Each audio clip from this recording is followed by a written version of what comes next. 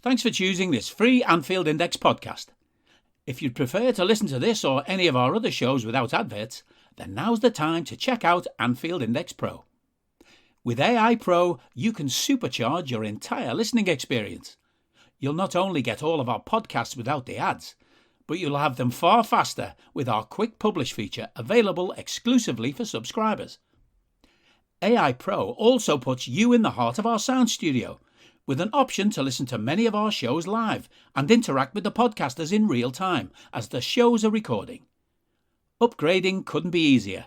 AEye Pro is available on all popular podcast platforms, and we have our own apps for Apple and Android. Just head on over to AnfieldIndexPro.com and get started today. Hello and welcome to Post-Match Raw. I am not Trev. His internet has put him in the shit, but more importantly, has put me in the shit because I have to talk about that game. Christ. I am with Dave and Karl. Dave, initial reactions to Liverpool 3, Brighton 3? Well, let's just be clear. I don't believe that Downey's internet is down. I think he probably just threw his television out the window after 15 or 20 minutes of that absolute abomination today. There's not much positive to take from that game. In fact, other than Luis Diaz, and I thought Harvey Elliott was bright, I don't think we take anything positive from that game. I think Klopp got his team selection wrong, but he started getting his substitutions right and then got one very wrong. And all told, I think we're quite lucky to get a point. I think Brighton could have been 3 up after 15 minutes. We were a shambles. And then they went 2 up, and so that could have been 4. And we were very, very, very fortunate today. Yeah, I'd have to echo that sentiment as well. But Karl, how are you first and your initial reactions as well?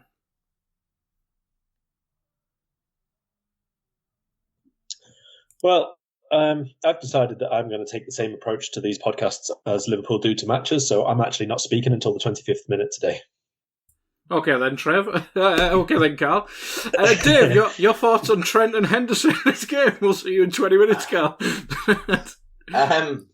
I was only joking, but we will get to that. I mean, we'll start with the starting 11s, because you mentioned there, Dave, that it wasn't one you agreed with, and I think most people were surprised when they saw, Henderson over Elliott, Bobby starting and Carvalho starting on the left wing.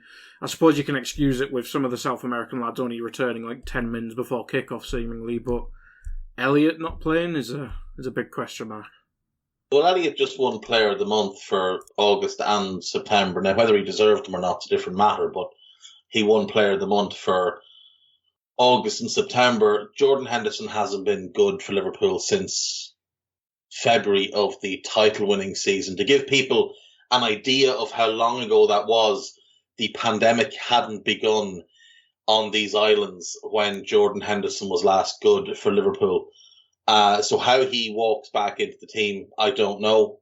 Bobby starting when Jota was really good last time out, a little bit questionable as well. Now, I know Bobby scored twice, but he didn't play well. Carvalho starting, again, why was Diogo Jota not starting left wing? If you were going to start Bobby through the middle, surely you just start Jota left wing. I think Klopp did say the medical people said they'd probably not start Jota, so I'm guessing he got a knock or something with Portugal. That'd be the reason, I'm guessing. I mean, fair enough, but I don't know. If he can come on and play 25, 30, I think he can play longer. I've seen Brundish say it before, that if a player can come on and play as a sub, they can generally start a game. So I just think he got it wrong. I mean, the decision to pick Henderson, there's no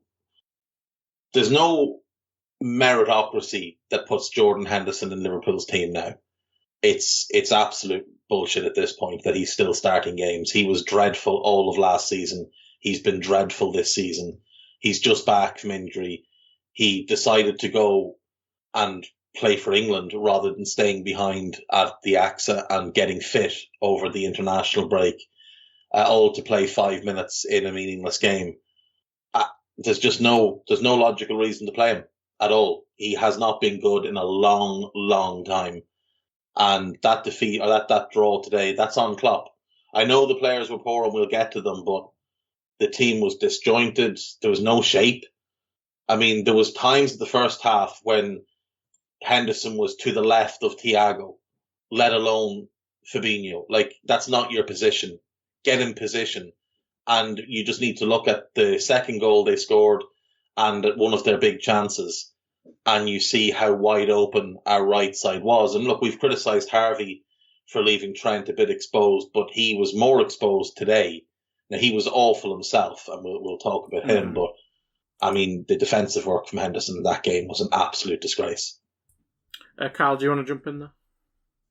Yeah, at any point, really. That first 25 minutes of football today was as bad as anything I've seen this season. It was so poor. It was absolutely shocking. I mean, after, what we say, a month now, very, very nearly since our last Premier League match, and we'd been terrible this season up until, well, still, I suppose, but up until that point. Obviously, a better outing last time against Ajax, and you'd be hoping, therefore, that people would come back with maybe heads cleared. There'd been a bit of some sort of discussion on the training ground about how to fix things. I didn't see anything had been fixed today. None of the problems that we've had all this season long had been fixed today in any way, shape, or form. And I know that there's not been all the players there over the international break and all the rest of it. That's fine, but most of the time, if you've got like a tactical tweak or some sort of positional play that you're changing in the team, you do that the day before the match anyway. It's not like you need 3 weeks of practice for each thing to be integrated into the team. These are like instructions that elite level players will take on board for a single game sometimes, or maybe a change which lasts for the rest of the season. And they might not get it perfect every single time, but you'll see it in play. You'll see it during the match that people are doing slightly different things. And there were probably a couple of those that we did see during the game as well. But the biggest problems we've had, pressure on the ball in midfield, non-existent. Energy really, really high upfield, and therefore letting the previous lines, the midfield line, push further up a little bit closer in, and then the defensive line push closer in. Did we see that? Maybe for about 10 minutes in the first half, and it certainly wasn't from the start of the game. Concentration issues right from kickoff, where we've been conceding the first goals, and not even from the first chances we've conceded in the games, but the first goal after maybe 2 or 3 chances. We didn't see a change to that today. We didn't see a change in terms of the aggression in our play. We didn't see a change in concentration of tracking runners. It was so bad. Honest to God, that first 20 minutes, I mean, I said it on Twitter, if it's not Alisson in goal, we're at least 3-0 down by 15, 16 minutes on the clock, if not 4-0. If Simon Mignolet is still in goal, it's 4-0. If Pepe Reina or maybe Bruce Grobbelaar is in goal, it's 3-0 because they would have saved the Welbeck header. None of our other goalkeepers saved that one-on-one that Alisson did on the edge of the 6-yard box with the leg outstretched. None of them. Nobody at all. The only reason we're in with a shout of a point, let alone 3 points in this game, is that goalkeeper. Yeah, and that's the thing. We'll talk about Brighton in a minute, but I mean, that first 20 minutes, when Trev asked me if I could step in to host, because he was having these issues, as he was, I presume, throwing his telly out the window, I said to him, because he obviously hadn't seen any of the game, I was saying to him, this was worse than Napoli, and I think it clearly was, because Napoli... clearly, you'd have to say a better team than Brighton, and Brighton could have had the game 4-0, as we say, by 20 minutes. But yeah, Dave, I mean, you're obviously a fan of De Zerbi, who's taken over at Brighton. Lines up with a similar XI, but is there any tweaks you see in there? I mean, obviously Mwepu's injured or missing, and they bring a Stupinan in back to play left wing back or left back. But any tweaks you see in the immediate from De Zerbi? A little bit surprised that he played the back three, but I thought it worked for them. I thought you could see some slight little tweaks, like a bit more build up through the middle, as opposed to, the wide areas that Potter had been using. March less involved in the build up, more involved in the final third, of Stupinan the same than say Trossard had been when he was playing as a wing back. But I just thought they set up really well. They had a very good shape. I thought the two boys in midfield, Caicedo and McAllister, despite going up against 3 midfielders for us, just absolutely controlled the first half and large chunks of the second half. We couldn't get anywhere close to McAllister. Caicedo's defensive work was phenomenal. Even in a team that conceded 3 goals, his defensive work was outstanding. So, no, I think what De Zerbi has done is he's just kept going with what was working.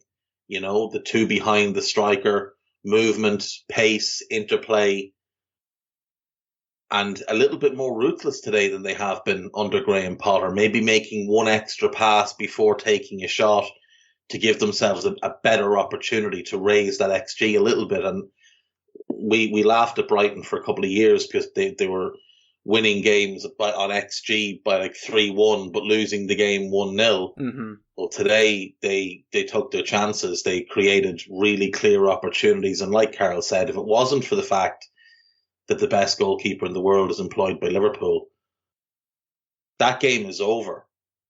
When their second goes in, that should have been their third or fourth goal, and that game would be over. Yeah, absolutely. And Karl, I mean, there's only one place to start, really, and that is with their first goal.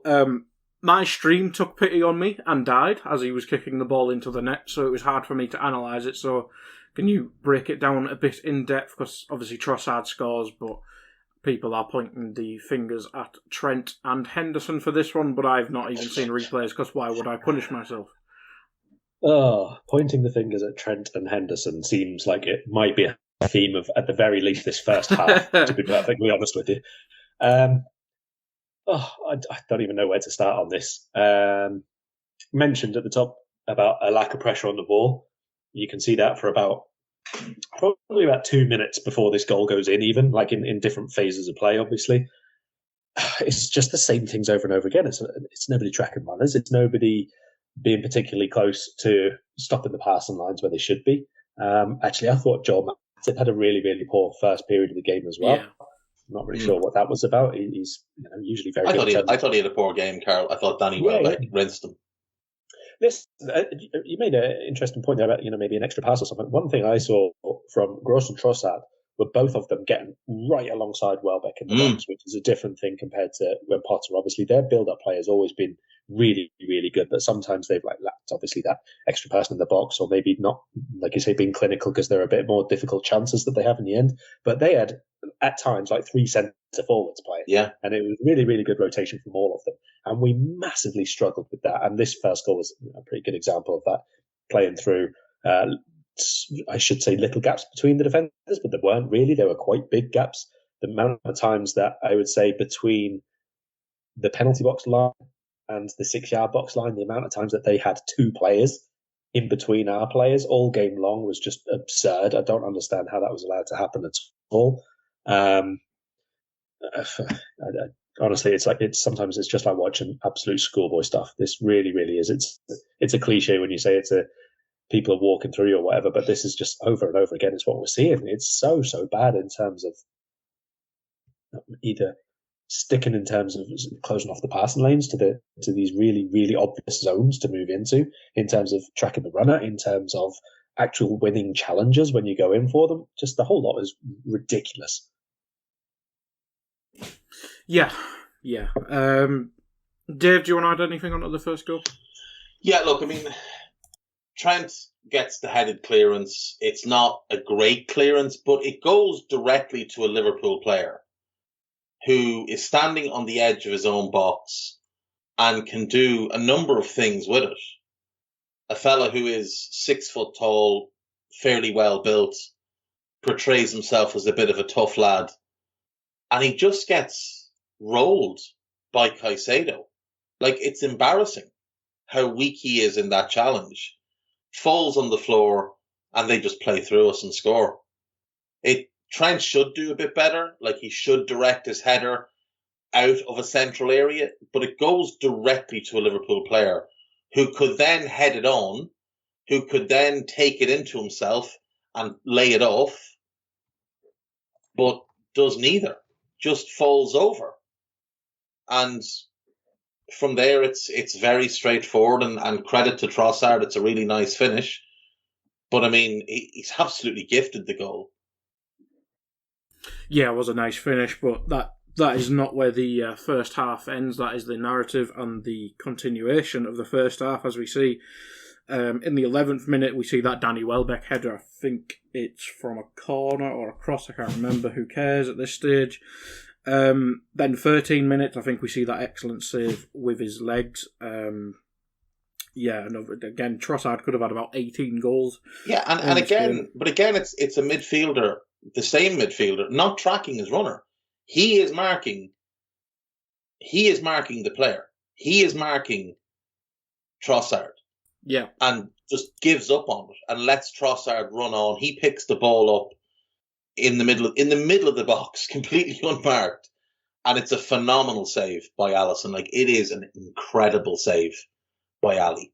It is world class. Flies out off his line, manages to get low while also keeping himself as big as possible, makes a great save. But I mean, you know what? 4 minutes later, they score again. Yeah, that's the thing. We come to the 18th minute. Again, a header by Trent. Or no, he tries to control it, doesn't he, on his chest, gets pickpocketed. And then everyone just watches Brighton score a goal. I think that's how it is, because you see, again, similar again, you see Henderson, I think he passes on Trossard to Matip or Van Dijk, I can't remember. To nobody. He passed them on to nobody. There's nobody near him. I was going to say, he does pass it on, but he doesn't actually tell anybody he's passing it on. No, this is a common thing with him. Right. But in itself, at that exact moment when he's doing that, it shouldn't be a problem, because it's 1 against 2. One of them should be able to see it and sort it out so that you know which is going. The problem comes after Trent loses the first ball and it sort of works out to his side of the pitch. It's suddenly then 2-on-1, which then means Matip has to go over because Henderson is passed on somebody but stayed central. So he's not really done anything there other than sort of cover 5 yards ground off to the side. So then it has to be Van Dijk's man, because Matip has been dragged outside the penalty box at that point. So Henderson has to either hold his ground there, as where Fabinho would generally tend to be if he was the 6 or something like that, or duck inside for Matip to stop the cutback. And he doesn't do either of those things either. No. And when the pass does come, he follows that out and so leaves that big gap again. Now, Virgil at no point has gone to the man. You have to say that as well. But there's also a man behind Virgil.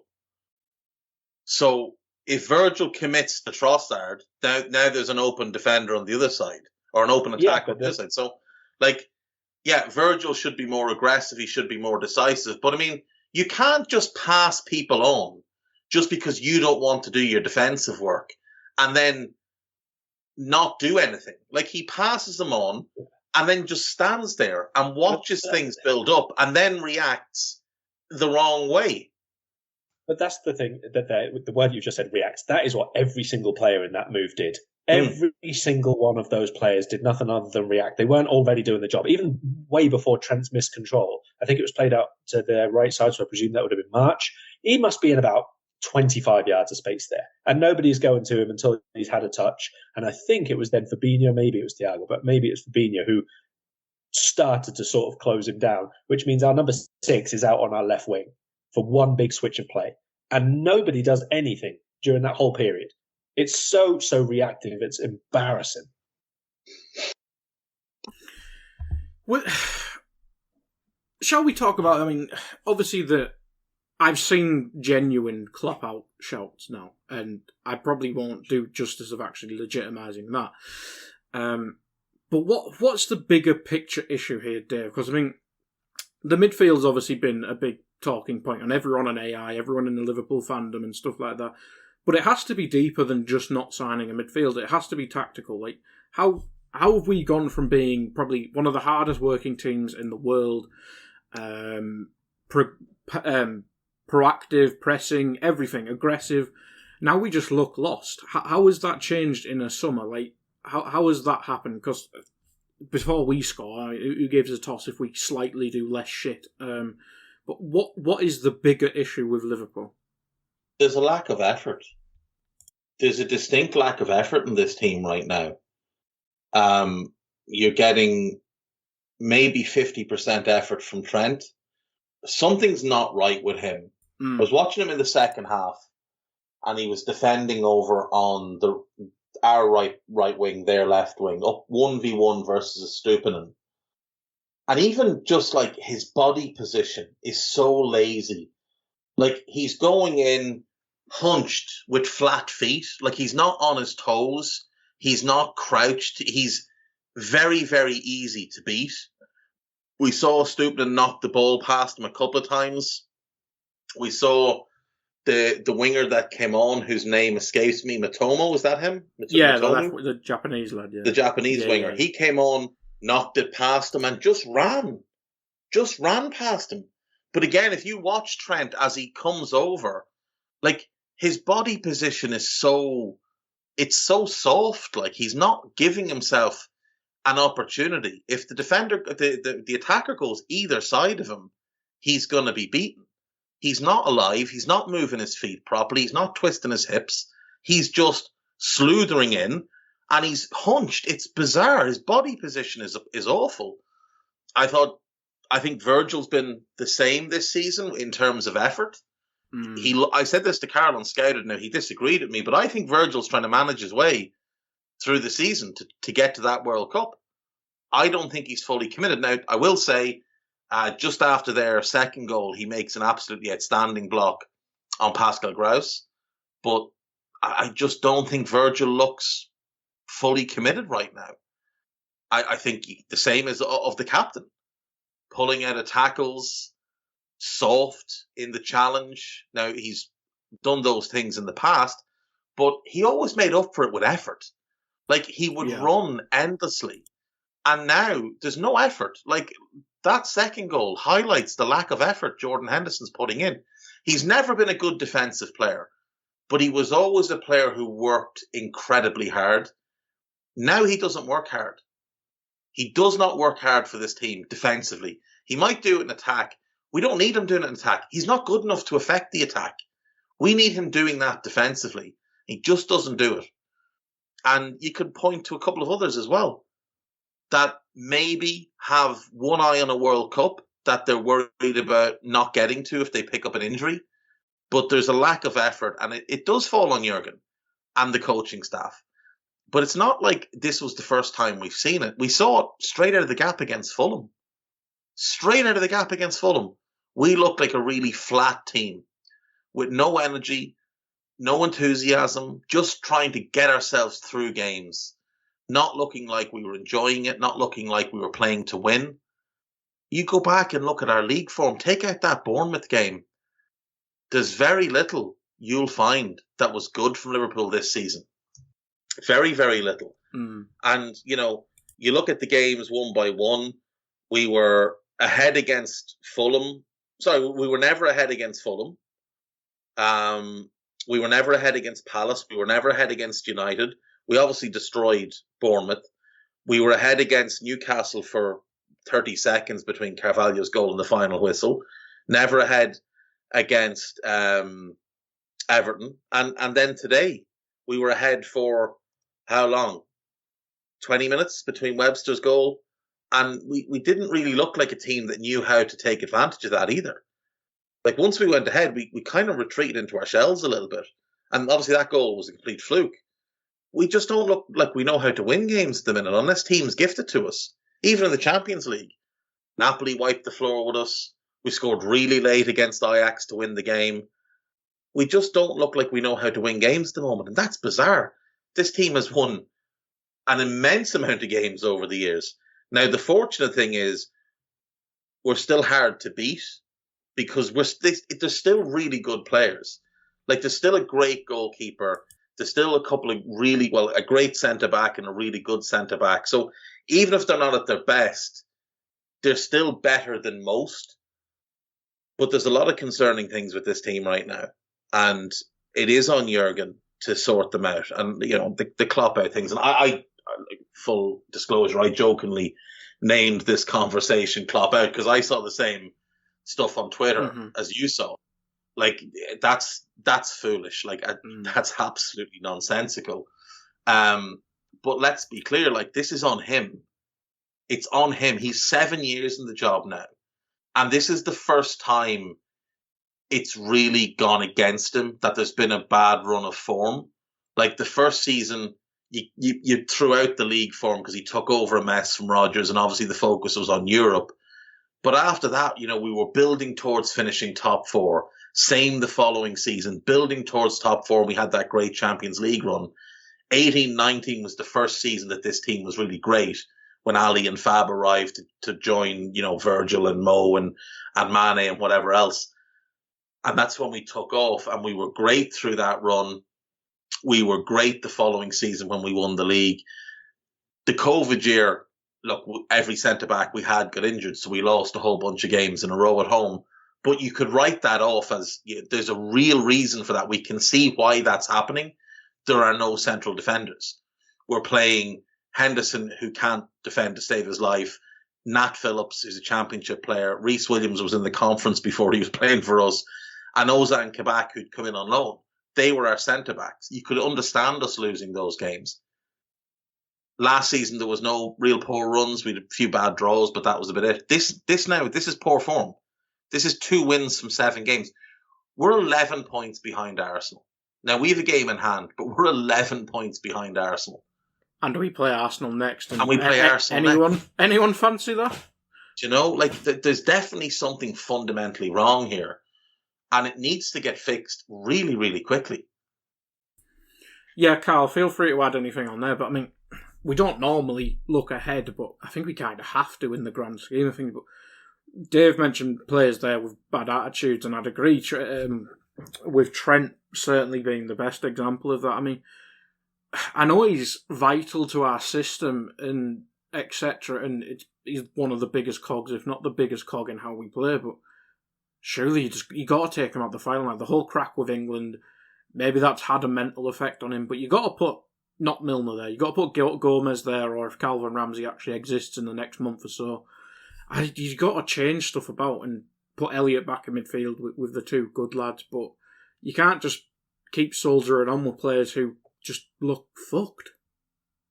Yeah, I mean, look, I think a big part of the reason for Trent having to play all the time is because the person we brought in to replace Nico Williams, who would challenge him, has been injured all season long. So you can sort of understand it. But like you say, Gomez could play there. It's a difficult thing to take out someone who, like you say, is so fundamental to the way that we play when there's not anybody else to come in and we're not playing well. You could maybe accommodate, let's say, Gomez playing a run of 2-3 games if the rest of the team is functioning perfectly. But you don't want to take out someone who is, I'm talking here as a manager, as a coach, you don't want to take out your best players, your most important players, when the rest of the team's playing poorly either. The problem is, when Trent is playing so poorly like this, he doesn't contribute in the way that he would normally do to our build-up play. He was all right in the second half in the build-up play quite a few times, but also still quite poor in the build-up play a few times. So when you're not contributing to that as well as you normally do, and defensively or off the ball or even on the ball or decision-making or whatever is as poor and as costly as it is at the minute, you have to do something. But at the moment, I think we could probably see by fitness, by seniority, by management decisions, if Trent comes out, it's Milner who's going to go in. You can absolutely see that for Rangers, for example. It's even more nonsense. Here's the thing. If you want what Trent can give you on the ball, but he's clearly having issues defensively, just put him in midfield. Just change the shape a little bit. Why are we so married to 4-3-3? Why can't there be some small change to put Trent on the right of a midfield 4 and Diaz on the left of it, and let the 2 boys who've been playing in the double pivot for the last year anyway, with no help from the right-sided one, let them play in a double pivot and just simplify things. Stick Trent in front of Joe down the right. You're better defensively. You still get what Trent offers you on the ball. You give him a bit of freedom that he can drop deep, he can get forward, whatever he wants to do. Like Klopp came out and said, one of the reasons we get exposed down the right is that Trent is often the player who presses highest on the right-hand side. That's great. Then tell your right-sided midfielder to drop. But we used to do that. I don't know why it changed. Why has it changed? There was one point today where Trent pressed Webster in the left-back zone for Brighton. And Webster just humped it down the line, aimlessly, to nobody. But Welbeck came across to get to it. Now, Matip beat into the ball because, he had a bit of a head start. But both of them came a full 20 yards to get to that ball. And where was our right-sided midfielder? He was stood next to Bobby. There were times when he was ahead of Bobby. Like, if you're going to ask Trent to do the same things you've been asking Trent to do for years, then surely the right-sided midfielder needs to do the same things that you expect of him and not play a completely different role. But I just don't know why Klopp has to be so stubborn. Like, there's a simple change there which would allow you to play Salah more central and stop wasting him stuck getting chalk on his boots. Play Trent on the right of midfield. Play Fab and Thiago in the centre. Let Diaz play left wing, which again will help whoever's playing the left back role because they won't be as don't have the demands on them to get forward as much because Diaz is playing more as a winger than a wide forward now. Play Salah up through the middle with one of the strikers. Like, it's a simple change, but it's a change where you're going to get the best out of more players than what's currently happening on the pitch. And Gomez, who has some flaws, there's no doubt, but he's a very, very good defensive player. He needs a run of games to get back to his best. This could be Joel's run of games. Play him there with Matip and Virgil or Ibu and Virgil, Robbo or Costas, whoever's at left back, and all of a sudden your defence can improve. And then in 6 weeks, maybe you can move Trent back. Maybe he gets his confidence back, he gets his energy back. 6 weeks, of course, the World Cup will be on, so that's around. Maybe in 4 weeks you can move Trent back because he's back playing like Trent again. But for now, he's an empty shirt. And it's not just his defensive work. Like, well, in part it is. There was a couple of opportunities he had today to clear the ball. And he's striking the ball in such a half-arsed manner. Like, he's just swinging his feet at it. He's not striking through the ball with any real purpose. We saw him underhit a bunch of passes today that he'd normally play in his sleep. We saw him take a couple of easy options that he normally wouldn't do. These are confidence things, but there's something bigger here. Maybe it is the England thing, but let's not forget, he was playing badly before the international break as well. Yeah. So there's something bigger here with Trent. It is really concerning. I mean, Karl, feel free to add anything into that discussion there, but we'll get back on track with the game as well. Salah has a chance, I think. Who cares? But then he does set up Bobby Firmino for a goal as well. I presume he's passing it, or it might be the worst touch in football history. I'm going to go with a pass. Definitely a pass. Yes. Definitely a pass. Everyone thought it was offside at first, and then the replay shows he was quite clearly onside. I think it's Henderson who dinks it over to him, passes to his right, and Bobby taps it in, puts it in some almost empty net. Yeah, we actually have good attackers, and when we can actually get the ball to them at times.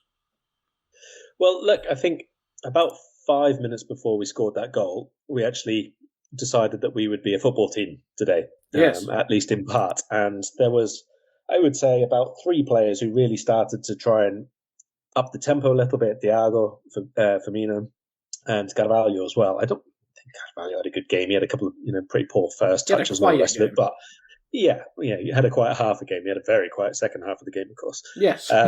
But he was trying to move the ball quicker, and he was trying to get us up the pitch a little bit quicker, and there were a couple of little movements and one-touch passes which hadn't been made before, and then the crowd started actually trying to push us forward as well, which was quite good to hear, because they've been very, very quiet because they just watched the equivalent of some sort of lorry crash spilling goods all over the motorway or something like that. So that it was quite good and quite important maybe that the supporters sort of tried to get onside and maybe push the team on rather than waiting for something to happen for them to get excited about. And then we scored a goal out of mostly nothing. But it was Firmino again, a little drop deep and then a little, I can't remember if he won the ball first or if he just played the ball forward first.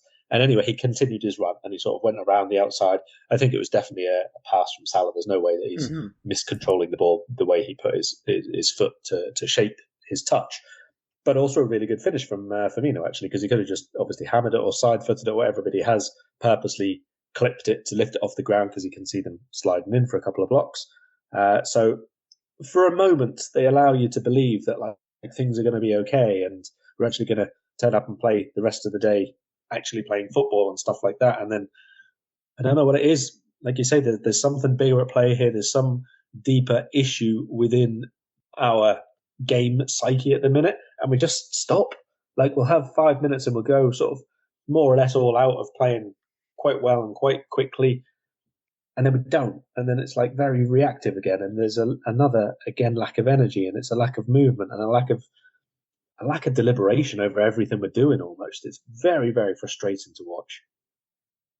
Yeah, it really is. I think Salah has another shot where he should have passed just before we go into the second half. But I mean, Dave, that first half, our goal aside, that genuinely was up there with Napoli for the worst half of football. Yeah, it was, absolutely. Funny enough, in the build up to Bobby's goal, Henderson plays that pass, and then he throws his head back as if, oh shit, like, it hasn't gone to plan. But it was as Mo touched the ball, so I think he thought Mo had a horrible touch. I don't think he realised that Mo was trying to pass it. Yeah, it was horrendous. It really was a horrendous half of football. Like we said, we could have easily been 4 down.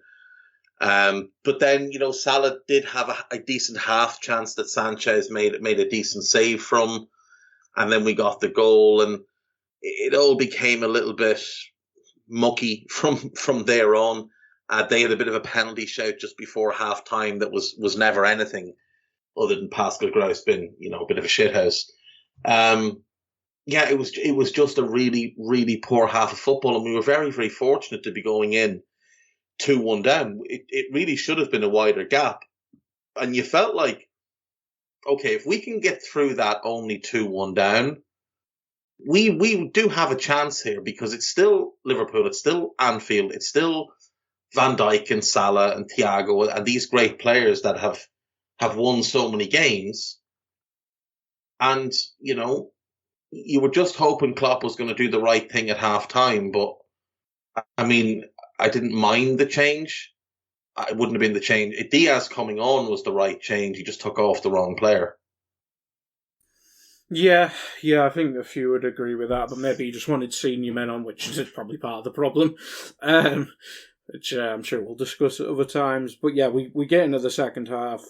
My note here is we start somewhat, well, I think Karl will do personally. We look like a football team for a few minutes, but then it gets end to end. But Dave, we do equalise. We see the immediate impact of bringing on Diaz. I think Henderson has a nice pass out to Thiago, who then passes on to Diaz, who just finally runs at someone, and Bobby ends up with a nice goal. Yeah, I mean, this is a nicely worked goal. Fab with the cushioned header down for Henderson. Henderson plays the correct ball. It's the only ball available to him, really, is to Thiago. But it is a decent pass. It's a simple pass by Thiago on to Diaz. And like you said, all Diaz really does is run. He doesn't do anything out of the ordinary. He doesn't try to be too creative or too clever with it. He just runs at the man and backs him up and backs him up and backs him up, and then picks his time and picks the right pass. And it's a great first touch by Bobby, gets it past the defender, and it's a lovely finish. And it's the second good involvement Bobby has in the game, because Bobby was not good today, other than the 2 goals. And he'll probably get an 8 out of 10, because ratings tend to be based on goals. But I mean, it is a really, really nice finish. It's, it's very subtle. It's clipped and gives the keeper no chance. You're obviously in this WhatsApp group as well. I mean, did you see Neil's comparison with Ronaldo for United? I mean, obviously chalk and cheese in terms of type of players they were, but is Bobby that detrimental to how we play? No, I didn't agree with that, to be fair. I could see the point in it, and certainly I thought at times today the ball was bouncing off Bobby a fair bit. But I mean, at least with Bobby, regardless, you're still getting work rate, you're still getting effort, you're still getting him dropping off and linking the play. He's not just standing up front with his hands on his hips, leaving his team to play with 10 men. We did largely play with 10 men, but it wasn't because of Bobby. Yeah, I can see the way he's saying it, but yeah, I think Ronaldo's just different levels of selfish at this point. So yeah, I'd agree with you there. Karl, come to you. I mean, Bobby, straight after his goal, feel free to add anything onto his goal, but he should have scored the the header just after was a nice cross from Henderson again. But yeah, just if he was a tad more clinical, he probably gets his hat-trick, a perfect hat-trick there, I think. Yeah, I mean, I think he maybe ran onto it a little bit too low as such. He didn't really have a good angle to really power the header, and then he just tried to steer it back across goal. I think at that point you're probably better off going either near post or just fully flinging yourself at it and going with power as such. So it was a little bit neither one thing nor the other in the end. I mean, I didn't think Firmino was bad. I don't think Firmino was in any way close to being the biggest problem that we have today. This season at the minute. Some of the channel work was decent. Some of the link play was fine. We know more or less what we're going to get with Firmino. There are gradients, obviously, in terms of he can turn up looking drunk and be astonishingly bad. And sometimes you'll get that footwork that we saw for the second goal, for example, and look really, really good still. But by and large, you're going to get fairly okay, fairly good movement, positions to pick up the ball, and work rate and defensively closing down and that kind of thing. But on the ball is a little bit less than we need it to be, probably more often than not now. But at the minute, you can't really say that he is, like I say, anywhere near one of the big problems. I mean, in terms of scoring and creation, we are way down on where we should be.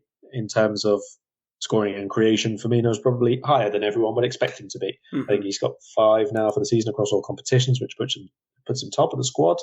And at the minute, you kind of take what you can get in attack because the defence is so bad. You absolutely do. I think we obviously weren't at our flowing best, but I don't think anyone would have pinpointed the attack as an issue today, seeing as we scored 3 bloody goals. But Karl, I'll stick with you. I mean, the subs.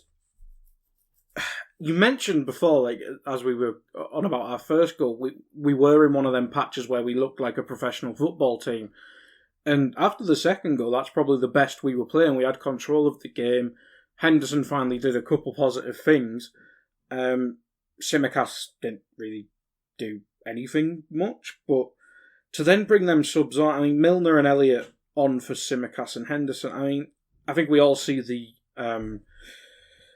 reasoning for the Elliott on for Henderson one, but Milner for Tsimikas, I just don't get why. I don't know, other than what you said before, he wanted some senior players on, and if you're taking off Henderson, he feels like he has to have Milner on.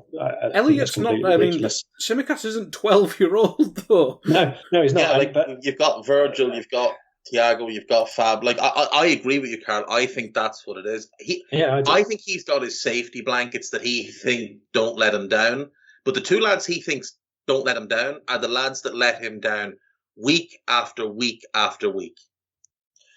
I mean, I don't know what the story is with Tsimikas. I don't think he played well today. Don't get me wrong. I don't think he was anything in particular today at all. And he was a bit annoyed to be going off. You quite clearly see he was like, "How am I the one going off here?"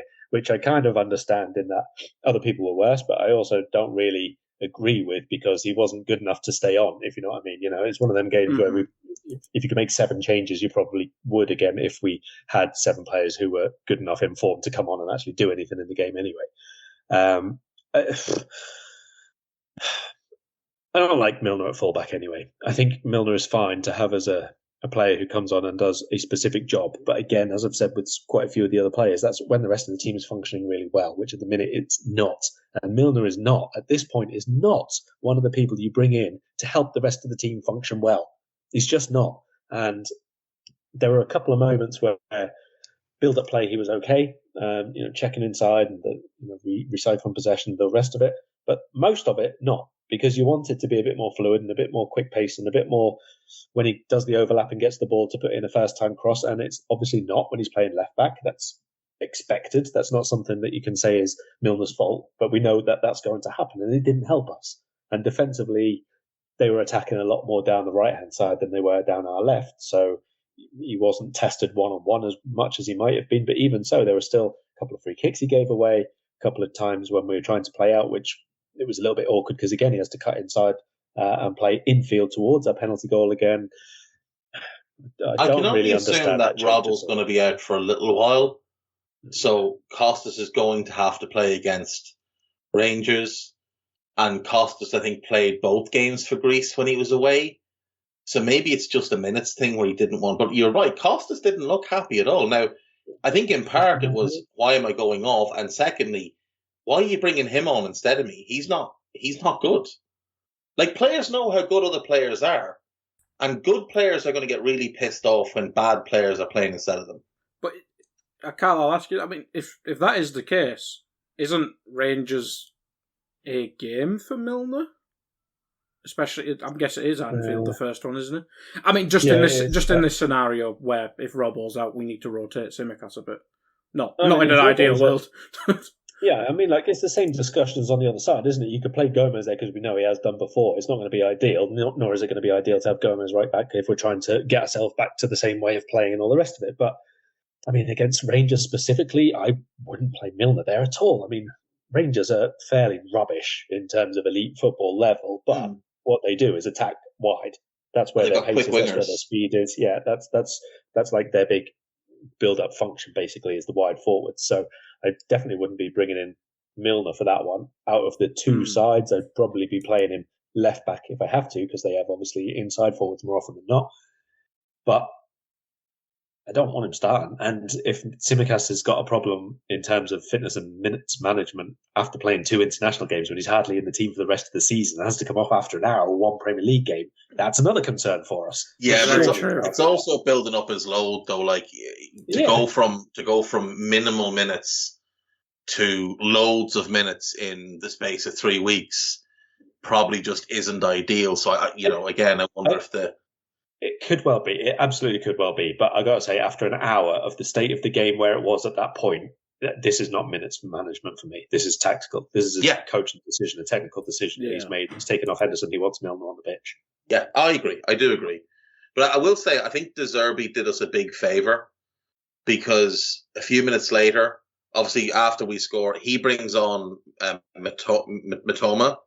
Mm-hmm. I was really worried he was going to bring on Lamptey and play him right wing and just have Lamptey run at Milner. Well, he was going to, didn't he? Then he sat him down for like another 5-10 minutes, didn't he? I think. Yeah, so that would have been terrifying.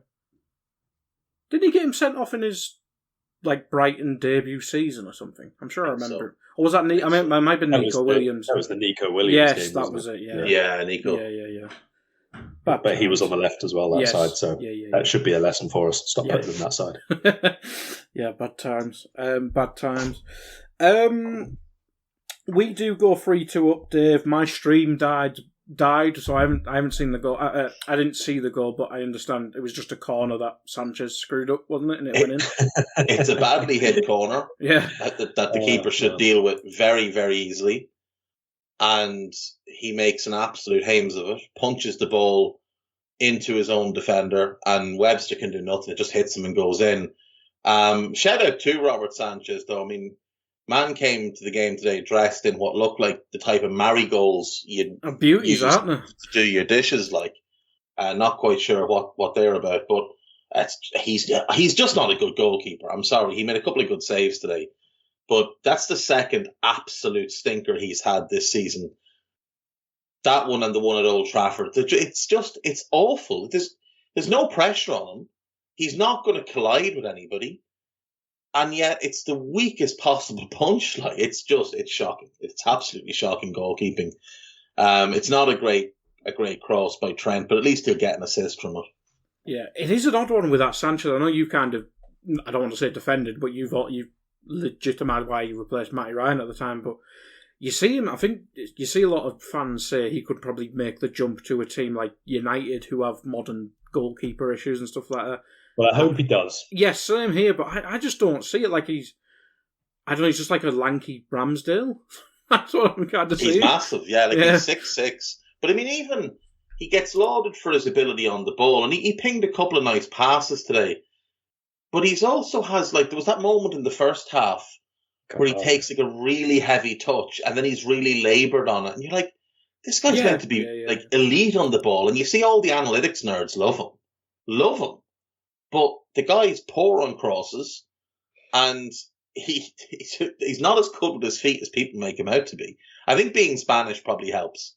I think people just assume he's a little bit better than he is because he's Spanish. Possibly.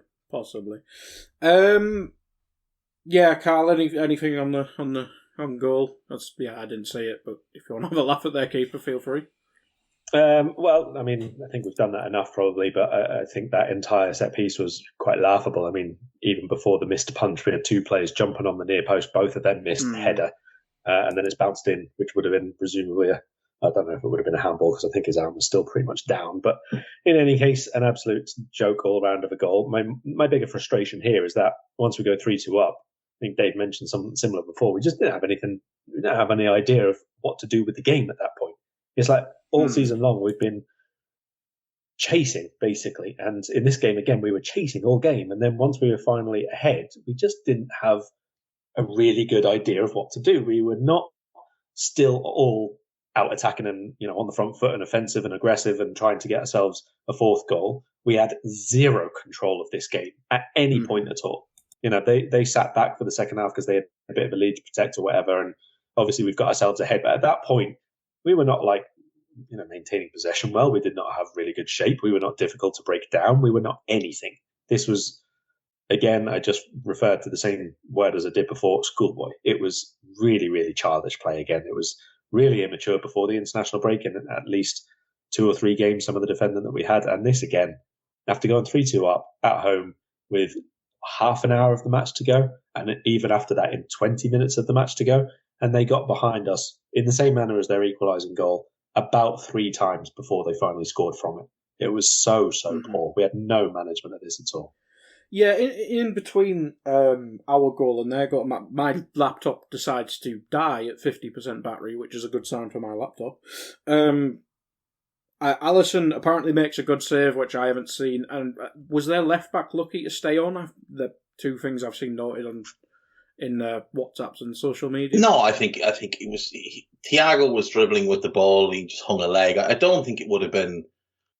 I don't think it was a yellow card challenge. I really don't. I think it would have been very, very harsh if he'd been given a second yellow for that. Considering he got given it, the one thing I will say, I thought Bobby Madley had a bit of a mixed game as referee, but I did like that he booked a Stupinan early for time wasting. The keeper had time wasted from the 9th minute, but he booked a Stupinan on a throw in early in the game. I thought that set a good tone because it meant that they couldn't dick about too much. I think it would have been really harsh if he'd been sent off. Okay. I didn't see it, but hopefully I won't. Will I watch Match of the Day? Probably no. Not. Probably not. 75 minutes, I'm back. I've got my laptop loaded back up. I haven't noted anything else other than the goal, but Dave, 3-3. Christ, Van Dijk does a Lovren, air kicks the ball. Milner has no clue where Trossard is, even though he looked at him at least 3 times and then just ignored him. And yeah, this is another systemic thing. We're really shit at blocking crosses. Which is so strange because we used to be really, really good at it. I don't really understand it. Look, we go 3-2 up, and I thought De Zerbi did us a big favour. Because obviously we played with 10 men basically the entire game, Brian and then Milner. And then De Zerbi said, well, maybe we'll play with 10 men now that we're behind. And he puts on the empty shirt that is Adam Lallana for a Stupinan. And, there's just chaos in our defence because every time Mitoma gets the ball, he just runs at Trent and he's running past him with a big smile on his face. He's dribbling past people on the edge of our box with ease and no one's getting close to him. It's not a particularly good cross into the box. I don't know if it takes a deflection that brings it through Virgil's legs as he tries to clear it. I don't know what happens there. But it's such poor defending. And then, like you said, it's a Lovren tribute act from both Virgil with the air kick and Milner. He looks at Trossard, he looks at him again, he wanders away, then looks at him a third time, and then doesn't even think to try and get back to him. Just awful. Absolutely shocking defending all across the board. On all 3 of their goals, our defensive work was absolutely shambolic. And they deserved that equaliser. They really did deserve that equaliser. But it's worth pointing out, Trossard couldn't run at that point. He'd been down receiving treatment. He was walking around. He had to go off a couple minutes later. He could barely run off the pitch. The fella couldn't move, so there's no excuse for Milner to be that far away from him. Should be up tight to him. Shocking. Absolutely shocking. I think my bigger annoyance here, other than the fact that it was a goal, is the fact that, like I said, they literally had this exact same move about 3 times before they scored from it, which was just a really simple ball out wide to the left, a 1-2 and a third man runner to go in behind, and then you got the ball inside the penalty box but on the touchline, and then there's a cutback from someone to somebody else. And I think one time it went to Welbeck and he couldn't control it. One time Trossard over-controlled it out of play, and then obviously this time goal. And there was just no learning from it. There was no extra cover from it. There was no anything different to stop it happening over and over and over again. It was just so poor. It really was dreadful. Nothing really left. We have a free kick. Nobody in the world thought we were scoring that free kick, because I don't think we've scored a free kick since Steven Gerrard was here. But yeah, I mean, Karl, where does this leave? We're now... there is one other thing. Yeah. So they score in the 83rd minute. Mm-hmm. Why the fuck does Klopp wait 5 minutes to bring Darwin on? That's a good point. Like, why does he wait 5 minutes? He doesn't know there's going to be 5 minutes of added time. There might have been 3. Why didn't he bring... He should have been up and ready to go. It's when that third goal went in, while they're celebrating, Klopp should be getting Darwin onto the pitch. And he leaves it 5 full minutes before he brings him on. And then expects him to go on and do something. Like, absolutely awful. Really bad game management. But I mean, Karl, we're currently sat 9th in the league, game in hand. Who gives a toss? Probably lose it. Brighton are 4th, fucking hell. We're on 10 points, but where does that leave us? I mean, unless there's a drastic turnaround, what are we aiming for this season? I mean, fuck the Champions League. We're not going to win that playing like this. Is it one of them seasons we got to avoid the Europa fucking League, like Europa Conference League, or are we really in the top 4 battle? Because Chelsea were drawing and nabbed a winner at the end, and they're still learning from a new manager where it looks like, well, we had a break and we got fucking worse. Well, yes, we've certainly not got better. I think that's the big point. I mean, you've got to, first of all, as I said, after a couple of Raws already this season, so learning lessons is going well. We've got to just forget about anything in terms of what we'll be at the end of the season. You just got to get your form right. You've got to get the performances right. You've got to get the jobs off the ball in particular right. Now, on the ball, we can look all right sometimes. And like when Brighton gave us loads of the ball today, Thiago got on the ball a bit more. We started to look better. His passing was pretty atrocious by his own levels in the first half. He was much better second half. So we looked like we were capable of scoring chances again, or creating chances which were goal-scoring worthy. That's fine when we're in possession. But every single time, as soon as we lost the ball, even in the second half, they've still got a really good chance of scoring themselves. And we've said already, Brighton are not the most outrageously good final third team. They haven't been for ages. They've been really good defensively, and we managed to break through that today several times ourselves. So that's good. But off the ball, not enough pressure, not enough energy, not enough positional play, which is good, not really good partnerships anywhere on the pitch. It's so reliant at the minute on racing back and making a challenge, or Alisson making a big save. That's not sustainable for any kind of top 7-ness at all for this season, or Champions League progression, or anything at all. So the first thing you have to do is use each game as it's come to improve. Once you start doing that, we'll suddenly notice, assuming it happens, of course, that we have suddenly given ourselves like a 5-match unbeaten streak, or 1-3 in a row in the Premier League, or something will happen, and we'll suddenly say, oh, now we're closer to the top 4 again. Obviously, the top 4 has to be our minimum overall objective here. I don't want to hear anything else about anything else at all. But at the minute, we're miles off that. Absolutely miles off that. Even if you take Brighton out of the equation across the course of the season, Chelsea go into 4th, let's say. That's still going to be very, very difficult to not to keep pace with, because we're not exactly miles off them. It's only 3 points at the minute, but with the lack of consistency we've got at the minute, it's going to be very, very difficult to overhaul unless big improvements are made. This goes back to what I said before the international break, and then in Scouted before this match as well. There has to have been a conversation between the coach and staff where they say, this isn't working and this isn't working and this isn't working. They cannot be telling themselves what they tell us in post-match press conferences. That can't be the case. If it is, they're all deluding themselves.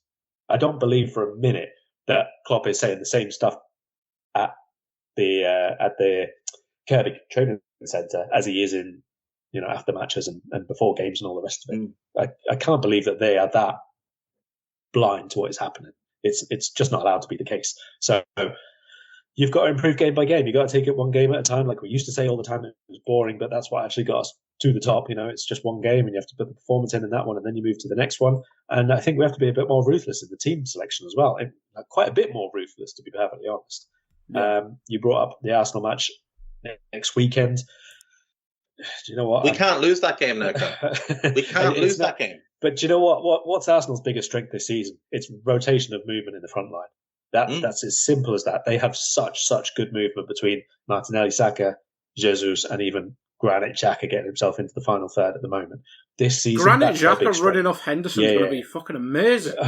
Xhaka will absolutely roast him. He'll roast him next weekend. You watch, Martin Odegaard will be dinking in behind him as well. You'll have Zinchenko, and Henderson won't know who to pick up, and then he'll just pass them on to other people, and he'll stand around looking clueless. This runners into the box has been a thing for a long time for Liverpool, but this season is the worst it's been for probably 4 years. Runners off from midfield, rotation of forwards, getting between the defenders who apparently just don't have a clue where they're supposed to be. That's Arsenal's biggest strength. It's a big concern for a week from now, and we've got a game before that anyway. Yeah. A year ago, we'd drawn 3 of our first 7 games, and that was a bit of a disappointing start considering one of those draws was against Brentford. You didn't mind the Chelsea and City ones so much, even the Chelsea one where we played against 10 men for half the game. But we still saw that as a bit of a disappointing start to have dropped points in 3 games from the first 7. But we were second. We were second after 7 games last season. The lowest we ever were was 5th after 3 games. We'd been top after 6 games. And once we got into second in week 7, the lowest we ever went was 4. When West Ham beat us, we dropped to 4th. Like, this is uncharted territory for this Liverpool team, other than that COVID year. And I really hope they have a solution. There's a really interesting piece on Sam Maguire's Patreon about how this shape, this system, this is Pep and Linders. This is the same crap that he tried at NEC that didn't work for him at all. And it seems to me like the more influence he has, the worse we get. And that is something that Jurgen Klopp needs to take care of. That's our next manager you're speaking about, Dave. I don't give a shit who he is. He is having far too much influence in this team right now. This way of playing is his way of playing. This isn't Jurgen Klopp football. This isn't how Klopp wants to play. It never has been. This is Linders. That right-sided role being basically a free role. Great if you've got a player worthy of it. But the lads we have aren't worthy of it. Like I said, there are simple fixes to get this team back to at least a point where they can functionally go out and win games. Be more solid defensively. Be tighter as a unit. And rely on the likes of Salah and Darwin and Diaz and Jota to go and win us games of football. But now, at the moment, we're not putting any of these lads in positions where they can impact the game in the way that we know they're capable. I mean, Salah's been absolutely wasted so far this season. I was just going to say the absurdity of what we're doing at the minute all over the pitch is reflected in the fact that we've mentioned Salah, Mohamed Salah, about 4 times on this podcast. Yeah. Yeah. And that's when he took it upon himself to try and do something as well. No. Literally. Yeah. And he's having to try and do it all by himself. Like, there's something fundamentally wrong with this group at the moment. I don't know what it is. Maybe there's been a falling out that we don't know of. Maybe there's... Obviously, something went wrong in pre-season. It was notable that the club doctor left at such an unusual time. Not generally something you'd want. There's that Simon Hughes piece in The Athletic painted a picture of quite a chaotic club behind the scenes, which isn't really what we would have imagined was going on. You know, a lot of people in and out, a lot of disagreements, a lot of pandering. And I mean, you can tell even with the team selection, there's a lot of pandering. Klopp needs to sort it out, and needs to sort it out soon. Because if he doesn't, this season's going to turn into a disaster. And I'll tell you here and now, if we don't get top 4, we need to finish 8th.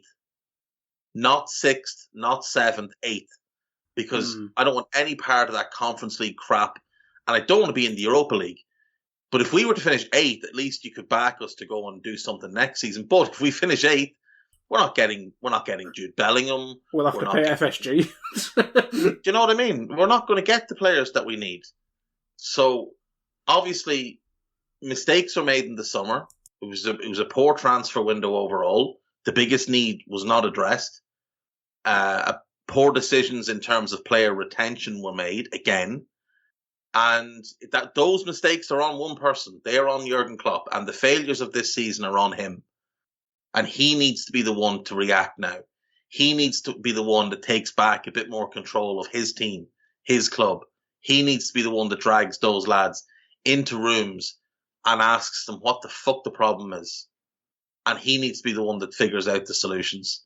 He's paid 11 million a year to do this job. Now he needs to earn it a bit more.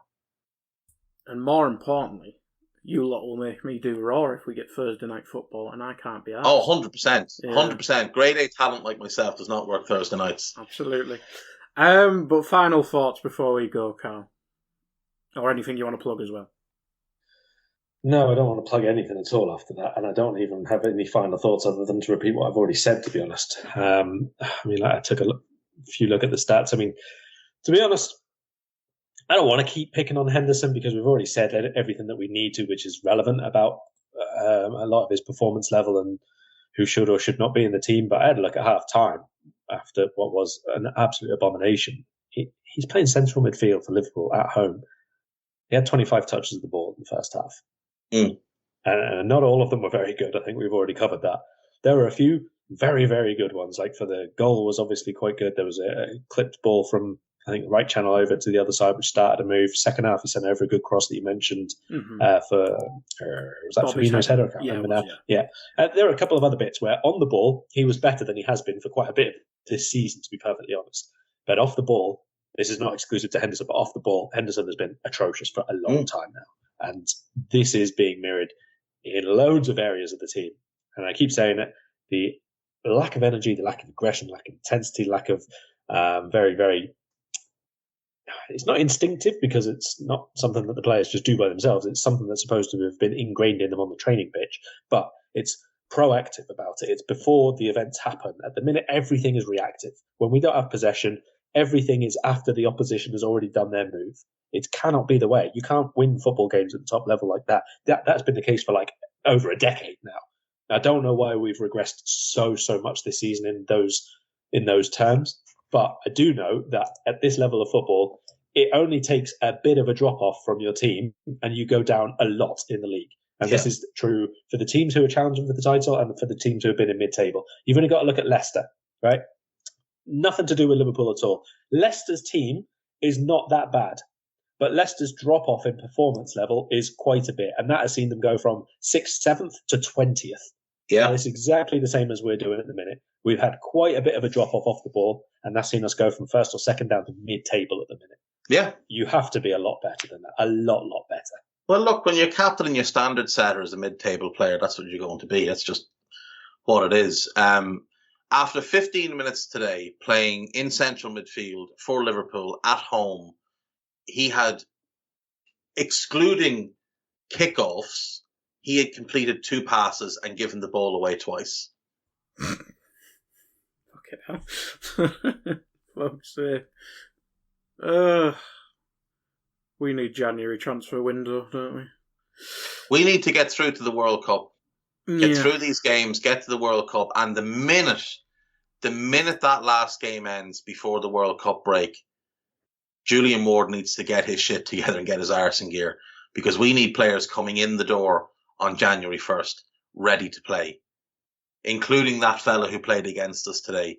Moises Caicedo was absolutely outstanding again today, and that kid would solve so many of our problems in midfield. He is magnificent, brilliant defensively, understated on the ball, really, really quick. Kept pace with Salah multiple times today. Yeah. Chasing back, like just an outstanding player. Exactly what we're lacking and have been lacking since Wijnaldum left. The issues in midfield cost us the title in the Champions League last year. this season they've made us a mid-table team. We're a mid-table team. That's what we are right now. Mid-table. That's the Europa League. We are miles behind. Like, the thing is, it's not like Arsenal are great. Like, they're not a fantastic team by any stretch. They're just a good team. They're 11 points clear. They've played a game more.